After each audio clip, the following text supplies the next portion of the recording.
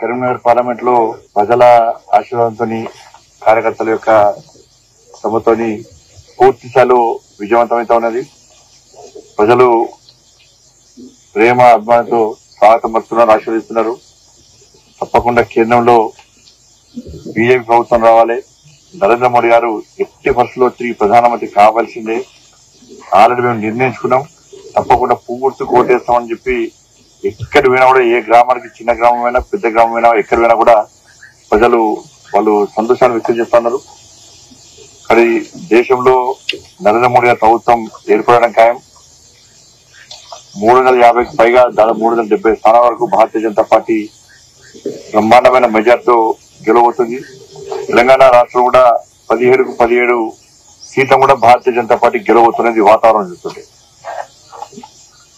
ప్రజాహిత యాత్ర ఈరోజు హుజరాబాద్ నియోజకవర్గంలో నిన్న రాత్రి ప్రారంభమైంది. మళ్ళా 4th, 5th నరేంద్ర మోడీ గారి యొక్క బహిరంగ సభ ఉన్నది కనుక 2 days బ్రేక్ ఇచ్చి మళ్ళా 6th, 7th మానకొండ నియోజకవర్గం, మళ్ళా 8th నాడు శివరాత్రి సందర్భంగా ప్రజలకు ఇబ్బంది పడే ఉద్దేశంతో 9th, 10th కూడా చొప్పద నియోజకవర్గంలో పూర్తి చేసే ప్రయత్నం చేస్తున్నాం. ప్రజాహిత యాత్ర ద్వారా ప్రజలు కలుసుకునే అవకాశం, ప్రజలకు మోడీ గారి సంక్షేమ పథకాలు, కేంద్ర ప్రభుత్వం ఇచ్చిన సంక్షేమ పథకాలు, గ్రామాలకు ఇచ్చిన నిధులు, నేను పార్లమెంట్ సభ్యునిగా ఈ కరీంనగర్ పార్లమెంట్ చేసిన అభివృద్ధి ఈ విషయంలో స్పష్టం చేసేటువంటి అవకాశం దొరికింది. మరి తెలంగాణ రాష్ట్రంలో ప్రజలందరూ కూడా మేము 6 గ్యారెంటీలను చూసి, కాంగ్రెస్ పార్టీ ఇచ్చిన హామీని చూసి కాంగ్రెస్ పార్టీకి ఓటేసినాం. 100 రోజుల పాట 6 గ్యారెంటీలను అమలు చేస్తామని చెప్పి కాంగ్రెస్ పార్టీ హామీ ఇచ్చింది మేనిఫెస్టోలో.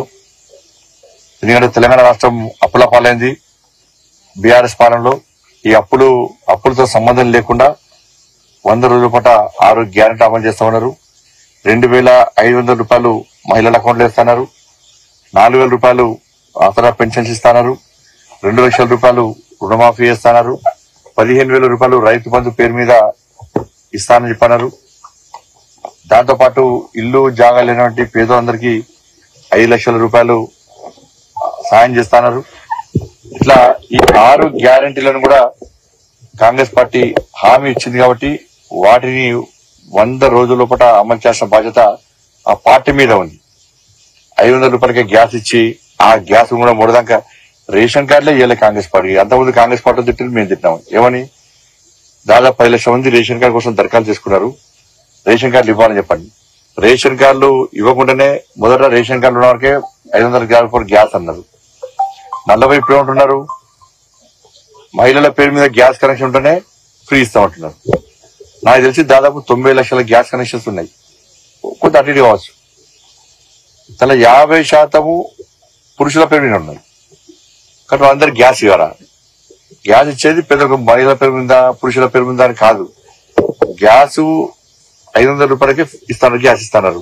కానీ ఇవ్వాల్సిన బాధ్యత మీ మీద ఉంది.